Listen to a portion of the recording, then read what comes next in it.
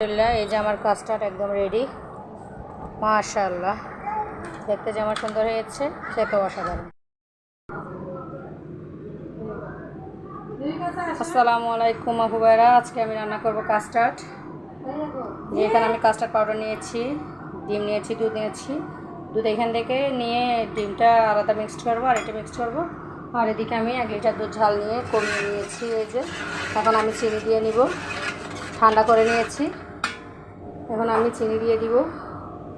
চিনিটা হচ্ছে নিজের উপরে ডিপেন্ড করে কতটুকু মিষ্টি খাবেন। আমি এখানে 2 চামচ দিলাম, দেখি কতটুকু মিষ্টি হয়।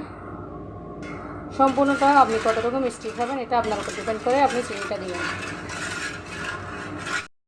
দেখুন আমি ডিমটা পেটে নিচ্ছি আগে, তারপর আমি দুধ অ্যাড করব এখানে।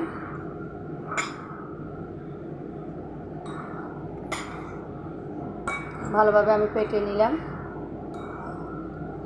তারপর এখান থেকে দুধ অ্যাড করে দিই। এরপর সময় আমি এখান থেকে 1.5 চামচ দুধ দিয়ে আমি ভালোভাবে পেটে নিলাম। গরম গরম অবস্থায় কিন্তু এটা কোনো মতেই করা যাবে না। ফ্রিজে যদি ডিমটা থাকে আপনারা লো টেম্পারেচার করে তারপর হচ্ছে ঠান্ডা হওয়া দুধগুলো দিয়ে ভালোভাবে পেটিয়ে নেবেন। এই যে এখানে কোনো আমার লাঞ্চ কিচ্ছু নেই, কারণ আমি ঠান্ডা করে আর নর্মাল টেম্পারেচারে রেখে ফ্রিজে থেকে নামিয়ে রেখেছি আরও ½ আওয়ার আগে ডিমটা। তাই দেখুন কোনো জমাট বাঁধবে না। এখন আমি এক পাশে রাখলাম। এখন আমি ঠান্ডা দুধটা কাস্টার্ড পাউডারে মিক্সড করব, তারপর আপনাদেরকে দেখাচ্ছি। কাস্টার্ড পাউডারটাও গুলিয়ে নিয়েছি। এখন আমি নর্মাল দুধে আস্তে আস্তে করে ঢালবো।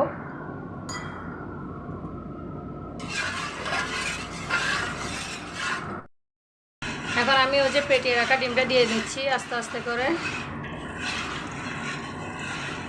দিয়ে নিলাম সম্পূর্ণটা। এখানে অবশ্যই আমি সাদা অংশ নিইনি, এখানে কুসুমটাই নিয়েছি। এখন আমি অ্যাড করব এই যে গুলিয়ে রাখা কাস্টার্ড পাউডার।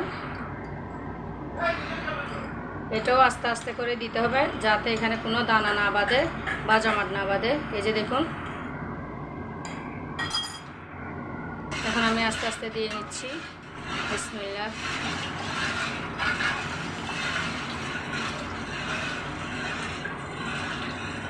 ডিমটা যদি আপনারা এই কাস্টার্ড পাউডার ইউজ না করেন তাহলে কিন্তু কাস্টার্ড পাউডারের পরিমাণ একটু বাড়িয়ে দিতে হবে।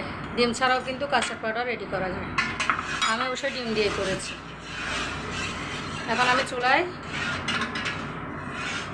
চুলাটা অন করে দিব। হালকা হালকাভাবে নেড়ে আমি একটু ঘন করে নিব। হয়ে গিয়েছে। এখন আমি কয়েকটা ফ্রুট দিয়ে ডেকোরেট করব, অবশ্যই আপনাদের সাথে শেয়ার করব। এই যে আমি কাস্টার্ডের জন্য আপেল কেটে নিয়েছি, ম্যাঙ্গো কেটে নিয়েছি, ব্যানানা কেটে নিয়েছি, আর হচ্ছে এই যে আনার কেটে নিয়েছি। যে বাটি সবগুলো আমি এখন বেড়ে নিব। আলহামদুলিল্লাহ কাস্টার্ড এই দেখুন আমার কাস্টার্ড একদম ডেকোরেট করা হয়ে গিয়েছে সবগুলো বাটিতে। এখন আমি কাস্টার্ড দিয়ে দেব, তারপরে রেডি। কাস্টার্ড দিয়ে নিচ্ছি সবগুলো বাটিতে।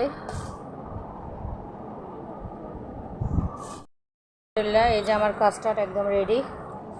মাশাআল্লাহ, দেখতে যেমন সুন্দর হয়েছে খেতেও অসাধারণ।